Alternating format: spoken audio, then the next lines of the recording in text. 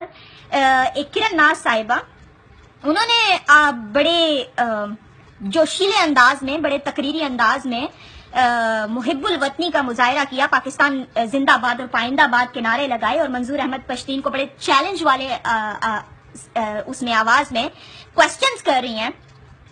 تو کرن صاحبہ، یہ میڈیا پہ بیٹھ کے، ایک کمرے میں بیٹھ کے، اسٹوڈیو میں بیٹھ کے بات کرنا بہت آسان ہوتا ہے. تقریر تو میں بھی کر لیتی ہوں، تقریری انداز تو میرا بھی ہے، تقریر تو میں بھی کر لیتی ہوں. اگر آپ کو کسی سے کچھ پوچھنا ہے، you should call them, you should call them, you have to invite him, he should sit in front of you, then you have to ask question, he will answer. This is a right way. یہ کوئی طریقہ نہیں ہے کہ آپ media پہ بیٹھ کے ان سے کوسچنز کر رہی ہیں اور پھر پاکستان زندہ باد اور پائندہ باد کے نعرے لگا رہی ہیں. اس سے آپ اپنی محب الوطنی ثابت نہیں کر سکتی. اگر آپ سچی محب وطن ہیں تو میں آپ کو چیلنج کرتی ہوں، میں آپ کو کہتی ہوں بلائیں ان کو اپنے اسٹوڈیو میں اور ان کے سامنے اپنے سوالات رکھیں اور پھر ان سے جواب لیں. تب ثابت ہوگی آپ کی محب الوطنی.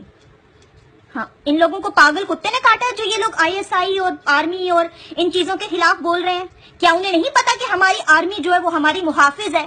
آخر کچھ تو مسئلہ ہے کہ اتنی دنیا اٹھی ہے اس کے خلاف. تو جہاں پہ خرابی ہے اس خرابی کو دور کرنے کی کوشش کریں، نہ کہ آپ اپنے بھائیوں پہ الزام لگائیں. کل روز محشر اللہ تعالیٰ کے حضور بھی آپ نے جواب دینا ہے. ہر انسان اس چیز کا ذمہ دار ہوگا، کیونکہ اللہ تعالیٰ حقوق اللہ تو معاف کر دیں گے، حقوق العباد کبھی معاف نہیں کریں گے.